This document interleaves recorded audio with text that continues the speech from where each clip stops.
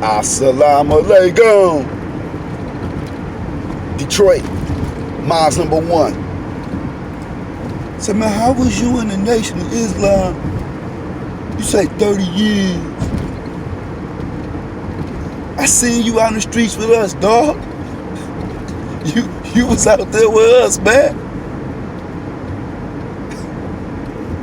You was doing what we was doing.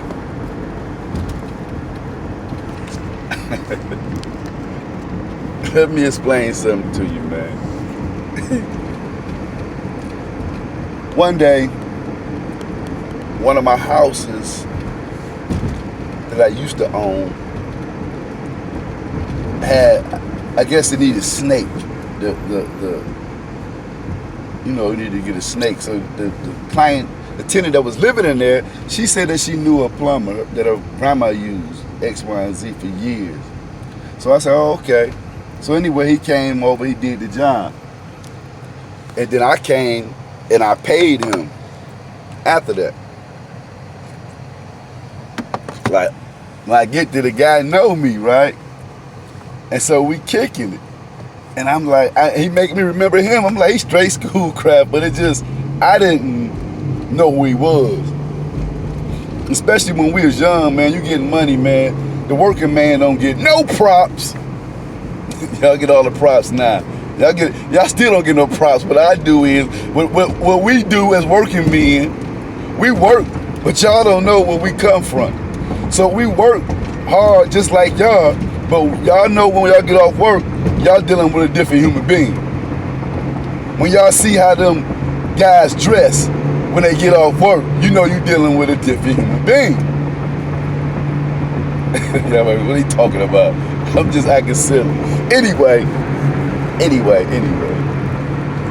I said, yeah, I remember him. And he would definitely remember me telling me about, man, y'all used to be deep.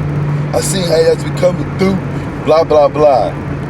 So how you Muslim though? Because he looking at me, you know what I'm saying? He in my inner circle because of he's around my clients, tenants, and things like that.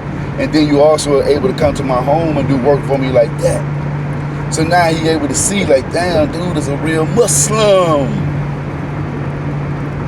But what happened back in the days, man, I went to prison at 18. I went to Scott's Penitentiary. I went in there, I did a year. It was a man prison back then. And that was crazy right there. But anyway, this old guys used to tell me, he used to be like, Slim, you got a second bit in you. And I didn't know what a second bit meant. He used to keep saying that to me all the time. You got another one in you. And I don't know what he's talking about. And this guy, I think he's doing 20 years or something. So I asked one of my partners who I bumped into there, which all my friends was there. Shit, everybody was there. Pedro, you was there. Boo Cup was there.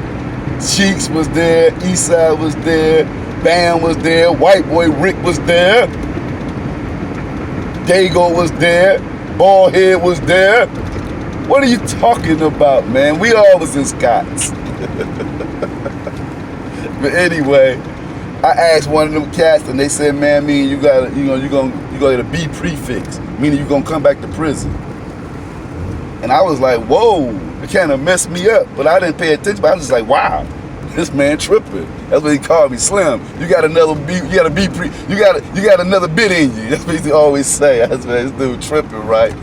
And so, long story short, I do that little time, do that year. Come home.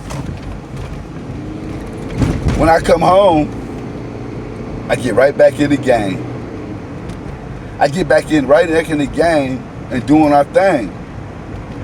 I think it's probably not even 3 months later, man. Messing with a cat that I met in prison. Not him, but his people set me up. Set me up. I ain't gonna talk that story.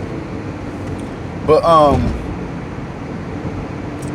I had caught another case, right? I got a case.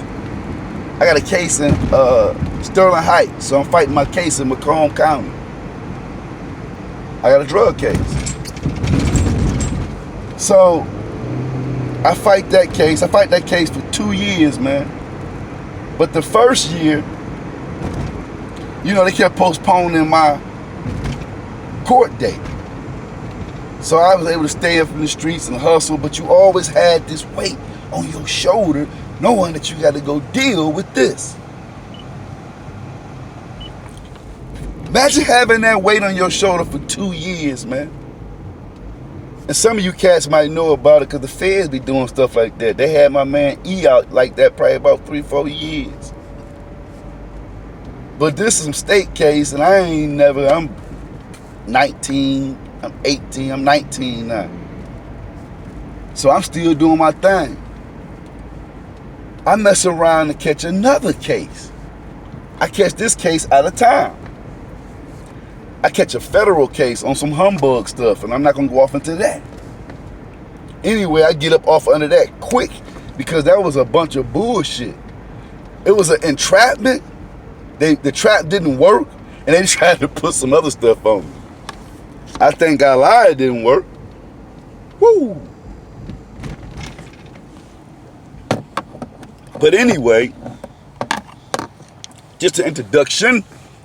How I came into Islam in 1990. So, I'm fighting that case. So now I'm going through the ups and downs of the game. But like late into this thing, a drought came. This was the first real drought that I ever been a part of or understood, because I was what you call a boss. That means you make sure people gonna eat. So, but I was a young guy. But this is the first time I ever felt a drought. So the drought, it lasts for about 3 months this particular time.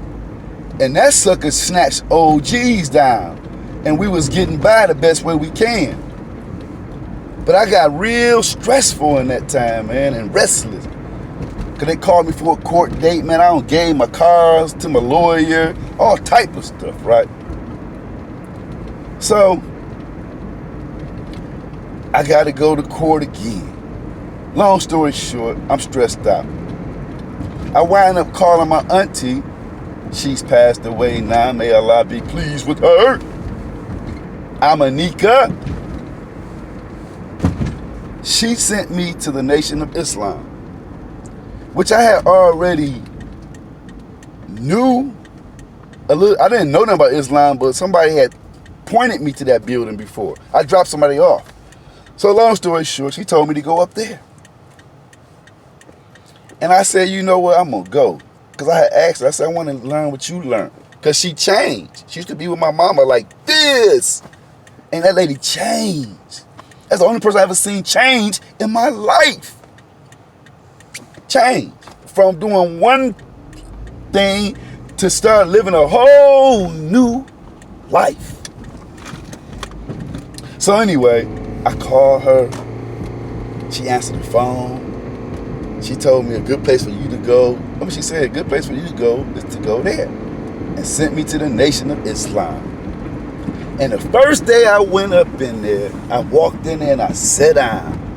Probably about 12 brothers in there and a few sisters. And Minister David at the time, whose name now Minister Dawood, was teaching, man. And that man was talking the realest stuff I ever heard in my life concerning God. I mean, he was dropping, and I'm going to go off into that. But I just want to give you an introduction of how I came into Islam, man. From fighting 2 cases. Stressed out, caught up in the drought. A young G facing jail time. The devil trying to take me from the streets and from my babies. And I was crying out for God. My auntie Amanika told me to go on Wyoming and Shell Font. Part 2. Assalamu alaikum.